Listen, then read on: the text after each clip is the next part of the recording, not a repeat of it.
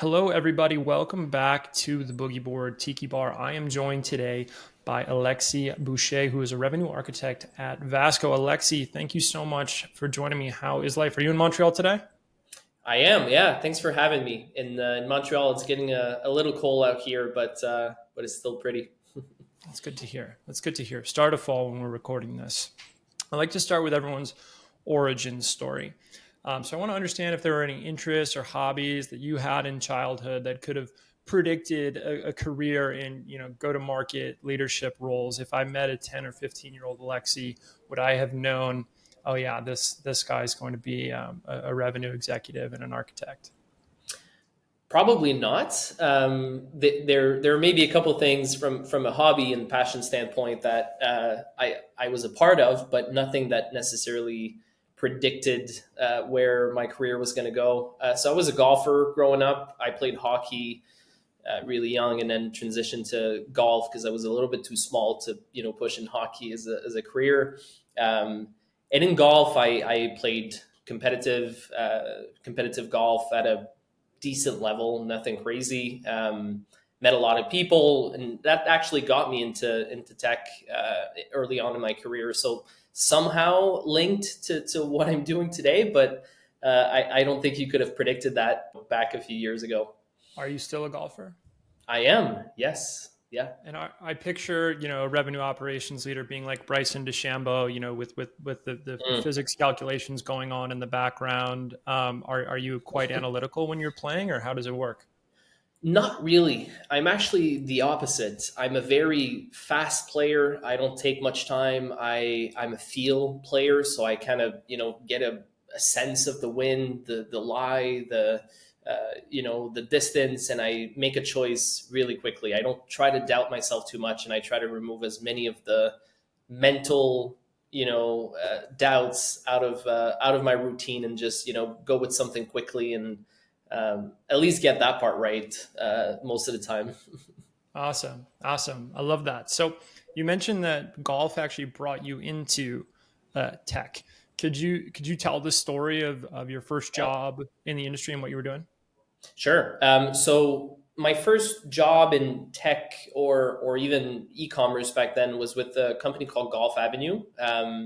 So it's an e-commerce platform selling used golf clubs online, and they started off selling on eBay, on their own website and a variety of different platforms, and it took off pretty massively. Grew to be one of the biggest online used golf clubs retailer in the world, basically. And so I was responsible initially for customer success and some warehouse stuff while I was in school, and grew to more of a marketing role, where I was doing paid ads and community management, SEO, and really learned the ins and outs of a decent marketing background and decent marketing profile at that point. That's kind of like the first ground experience I had, which kind of replicated into my later experience in B2B. That was obviously more B2C related, but that's kind of like what initially got me into the mix of the golf experience and the more business marketing sales related background. And when you're getting started in that journey, you're a kid. Presumably, you're doing this because you like golf and it's available to Yeah. you. Any moment that clicks in that early experience where you say, "Oh, I like this. I'm kind of good at this." Does anything stick out to you where you were like, "Oh, okay, maybe there's a path for me here"? Yeah, that's a good question. I thought I was pretty good at it, and I had a good sense of the industry, right? So the golf industry, and kind of linking that into to business and into marketing, and I had an ease at connecting the dots from that point of view. So that was fun, um, and I also realized that that experience couldn't just be replicated to golf. It could obviously be duplicated for a lot of different industries, and it's knowledge that ended up being super handy in a lot of full following roles that didn't have anything to do in specifically with golf. And so yeah, it clicked, when I realized this experience wasn't only applicable to golf, but it's obviously replicable to a lot of different industries. It started off like that, but yeah, came in handy, a bunch of times later on in my career for sure. And how about the opposite? You're at a young age. You're getting put in charge of like some pretty significant things for a growing business. You're Mhm. dealing with the SEO. You're optimizing some of the marketing strategy. Was there a time where you maybe ran into a challenge that you didn't expect as a young person, and it shaped the way that you think about things for the future?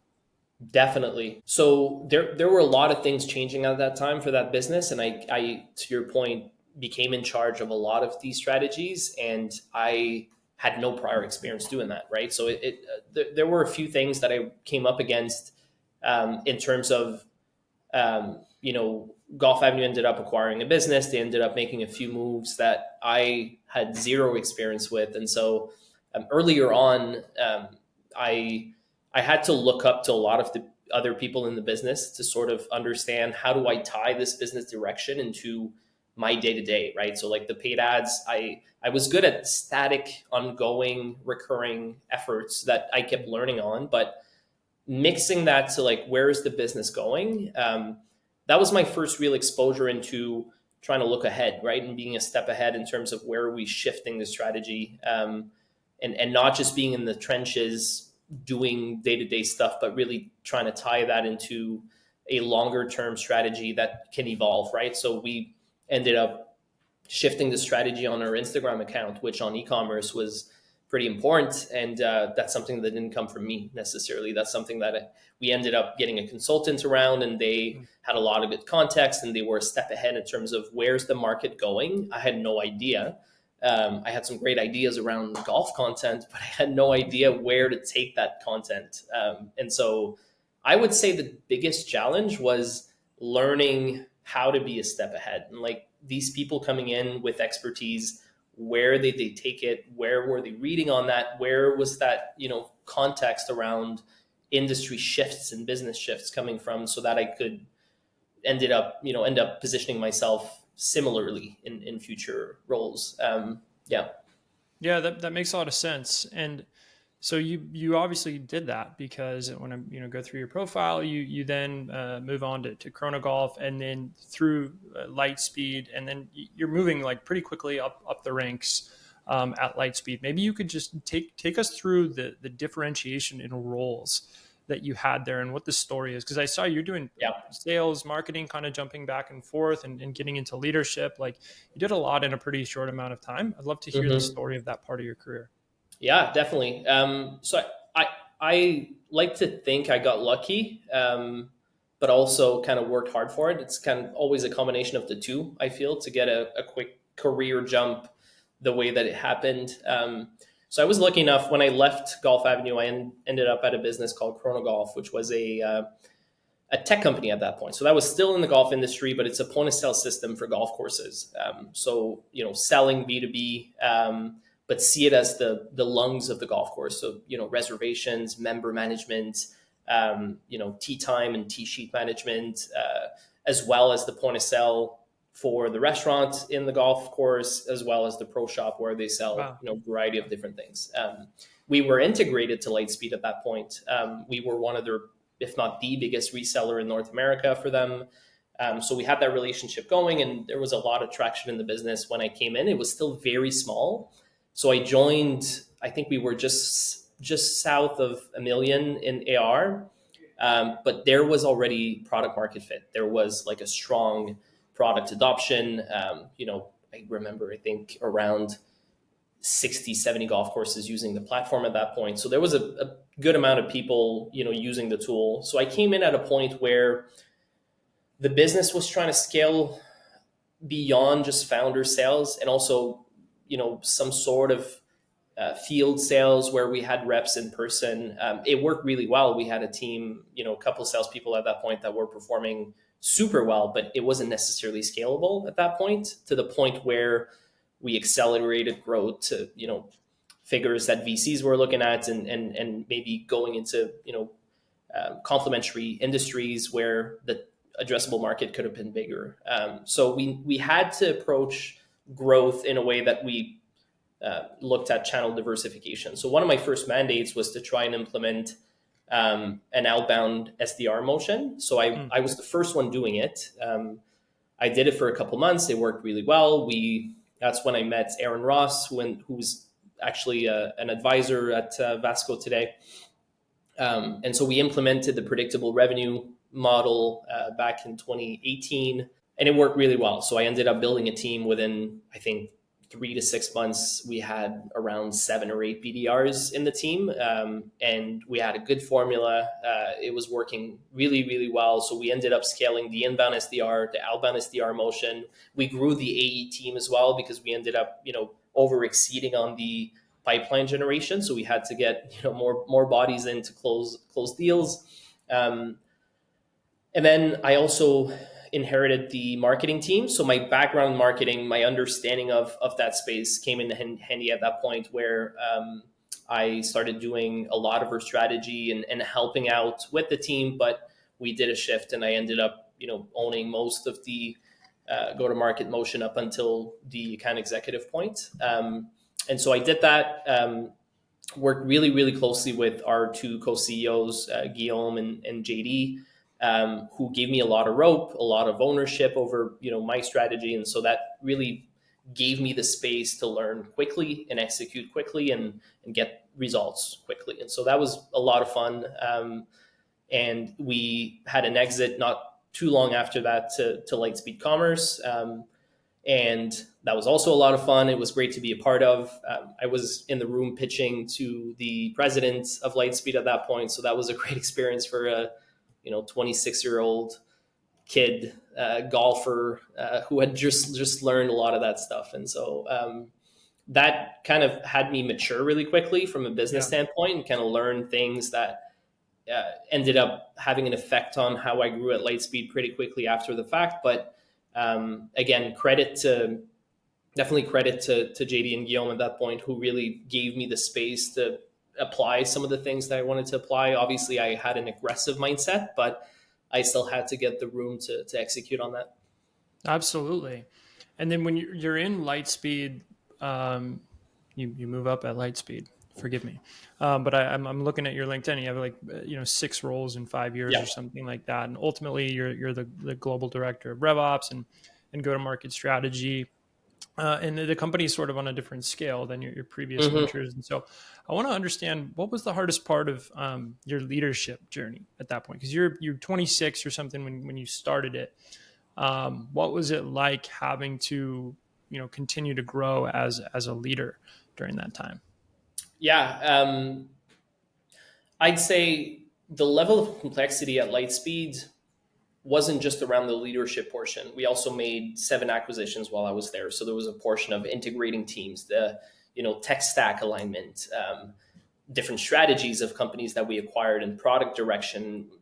Those things made it very difficult for new leaders to kind of grasp and get a hold of teams and strategy really quickly. And so, one lucky component of my career is also the fact that I came in as one of the first strategic acquisitions of Lightspeed. We were one of the small ones, but the bulk of the team ended up, taking ownership in Lightspeed pretty early on. JD co-CEO is now president of Lightspeed. Guillaume, who's our CEO here at Vasco, ended up being the equivalent of the CTO of Lightspeed. David, who was leading the account executive team, is now the general manager for the golf division. I led on the revenue operations side. And there were a lot of different, good leaders coming from that from that business, and so we took on a lot of that ownership. We had a lot of context accumulated around all these acquisitions and where we headed. So that was definitely good to have, prior context. We were a little early compared to all these people coming in. When we came in, we were around 500 people, maybe a little bit more than that, but we had just IPO'd, and we grew to about 3,500 people and close to $1 billion revenue when I left. So there was a lot of growth at that point.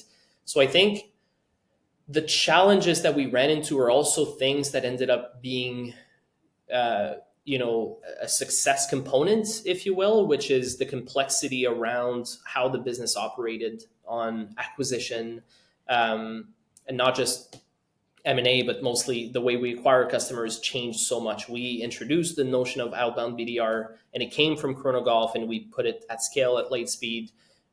So these are examples of things that we put in place pretty quickly. Tech stack alignment, and there were a variety of different things that thankfully we had context around, where as the business grew, we had to lean on people who had that overarching understanding of how the business operated.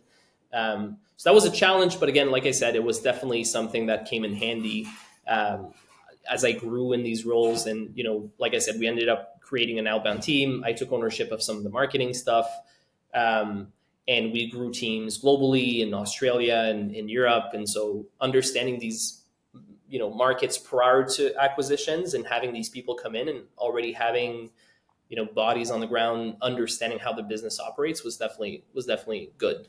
How did you approach tech stack integration by the time you're going through your seventh acquisition? I assume I assume you're getting good at it, putting a process in place, but it's never easy, right? So how do you think about tech stack integration for Yeah. that speed of acquisition? Yeah, it's difficult.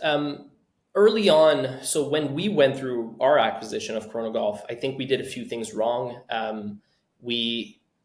One thing we did well is we kept the CRM separate, right? So something that I see a lot of is companies migrating CRM super, super quickly. And so I'll speak to the go-to-market tech stack. It's something that we learned through the second, third, fourth acquisition is there's no rush to migrating tech stack. And especially, as you start looking at CMS and you look at the, sunsetting a brand and closing down a website and shifting that away, there's a lot of SEO loss that can happen really quickly. And there's always this notion of, the brand is bigger on the acquirer. But the reality is that as you start shifting some of these keywords away and you create content, there's a time component that it takes for you to start creating that awareness and indexing of those keywords and that content. And so we did that too quickly initially, and so we ended up having a loss, and you had a little bit of a slump prior to kicking back up, thanks to the obviously much bigger brand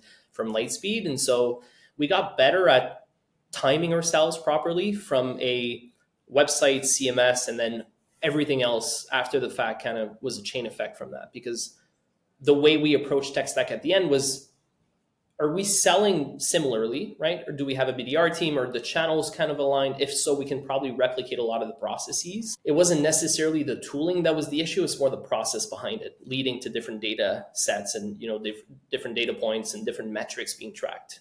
A lot of the issues were around types of metrics tracked and the definitions around it, and trying to align that all together. And so, when you looked at reports to track, things like MQLs across the whole business, or SQLs, and even the definition of new revenue varied based on the acquisitions that we looked at. And so when we approached tech stack, there was a component of it that was, all right, let's try and keep velocity high in the way that they operate, and we don't want to disrupt any of the activities. We're trying to keep it seamless as we're transitioning away from that.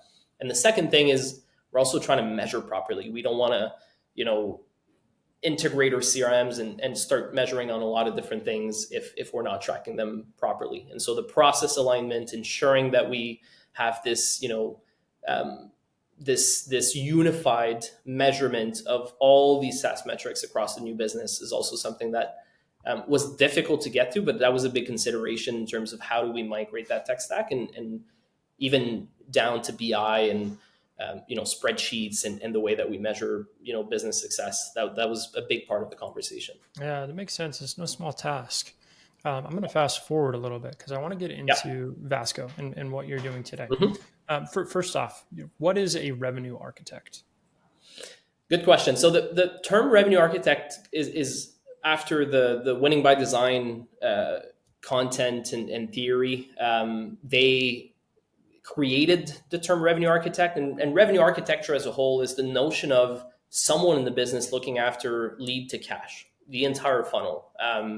And the reality is that RevOps is kind of the owner of this, but there's a lot of vague definitions of RevOps. Sometimes it's just CRM, it's just data, it's just strategy.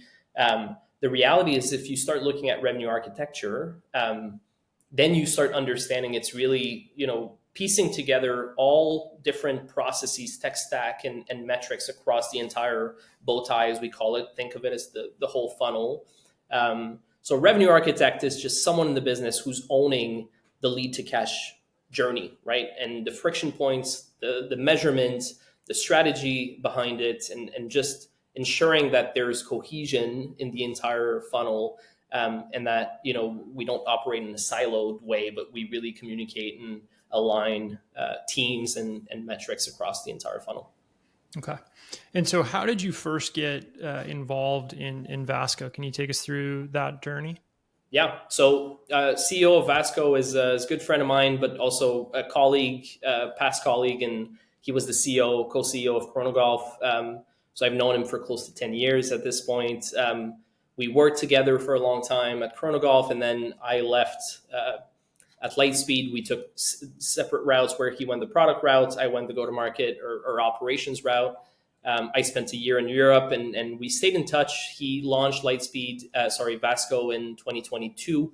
I got involved as a small investor in the business, early investor, and I was doing user interviews and trying to help with gathering context around my own experience of the issues that we're trying to solve. So I got involved really early from day one, but I joined full time as revenue architect in June of actually May of this year. Yeah, so it's been about 6 months.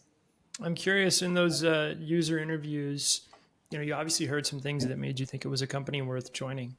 Yeah. When you're going through that and you're talking to people and saying, do you have this problem? What are you hearing repeated that makes you say, okay, I'm going to take this jump and this is going to be the next part of my career? There's a couple of things.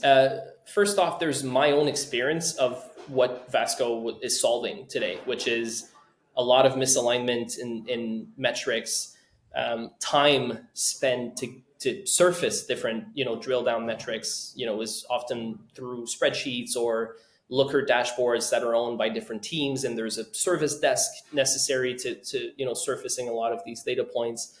And so there's not a uniform, easy way of operating a business based on data, right? So like if you're a CRO or you're a VP RevOps or you're a head of sales, getting to the point where you understand where your friction points are in the funnel is very difficult. And there's no one way to do it. It's kind of like each CRO or each leader does it how they want it. And that's kind of an issue. There's no real formula behind it. And so the winning by design, concepts and what we're trying to implement is to, productify this idea of, hey, these friction points are based on benchmarks. They're based on things that we've been experiencing. There's a reason why your conversion rates are lower.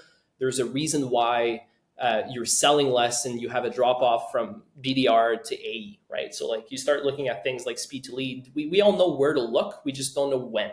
And we don't know to what extent we need to deep dive into metrics. And so some leaders have, a reflex of, getting marketing and sales in the same room and trying to get alignment. Some people like to get data involved. And we feel like there's science behind scaling and there should be more products enabling us to look at where the friction lies and where, as leaders, we should identify drop-offs and where teams should focus and where, improvements should come from.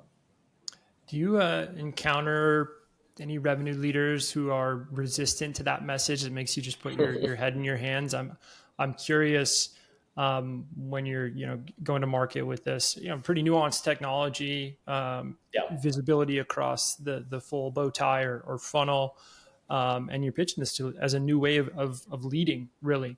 Are you seeing things in the market that are making you put your head in your hands?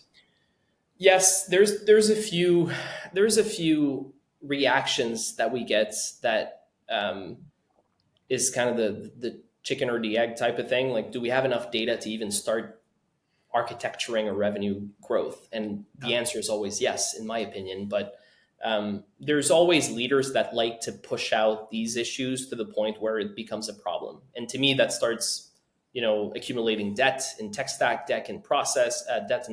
And there's a lot of issues that end up coming from it. But I think that's a common mistake that's done in scaling a business is leaving aside the foundational aspect for later. When we hire a bunch of reps, when there's messiness to the data in the CRM, that's when we start tackling these issues. And so to me, aligning and ensuring that the data is clean and it's surfacing the right things is something that should be at the forefront of a go-to-market strategy, and you should lean on the right data points. If you're waiting too long, then that becomes an issue. And a lot of the things that I hear on the market is change management problems in terms of we need to educate our prospects on the importance of this. So we're still in a phase where we're in the early adopter kind of curve, where a lot of people come from the Winning by Design and they're pavilion members, and they understand the problems behind a lot of these things, but that's still a fraction of our market, right? Like most typical VP sales or old school CROs are not yet looking at this from a foundation and data front. They're still operating with one-on-ones with reps with a lot of rah attitude, and there's a point, especially nowadays with the go-to-market efficiency being a lot more at the forefront, where this is going to become unscalable, and I think we're reaching that point.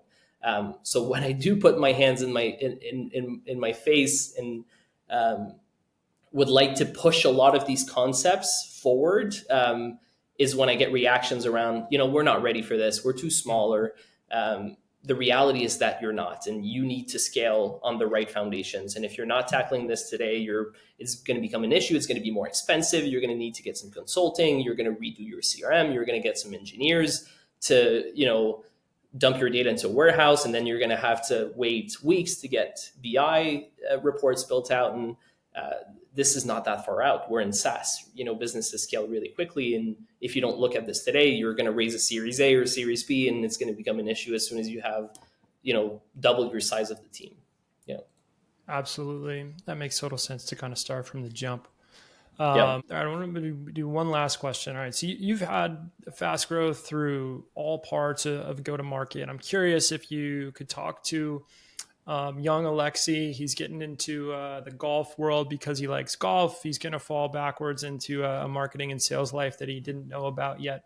What would you tell yourself maybe to look out for, to do better at, to align with? What would be your advice to yourself? Probably to be a little bit more patient. I had to learn a few things the hard way by bulldozering through a few things. And looking back, I think, either it's relationships being upkept a little bit more, or, not being too eager to jump into different roles, because obviously career progression is great, but there's excellence in a role that's fun to have as well. I'm not saying I didn't have that, but there could have been more patience on my end. So I think I probably tell myself today, like, just be patient and build your craft properly before you start shifting to other things. Because that tends to be one of my things. Is I love understanding something enough so I can scale it, but I'm not going to master it to the point where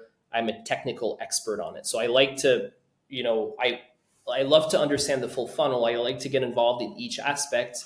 But I think looking back, I'd probably start approaching things like I do today, which is getting really deep in a topic, understanding it properly, and then moving along. But yeah, that's being picky, because there's not a lot that I'd necessarily change. I had a great luck and great career and worked hard, but that's probably something that I'd approach a little bit differently.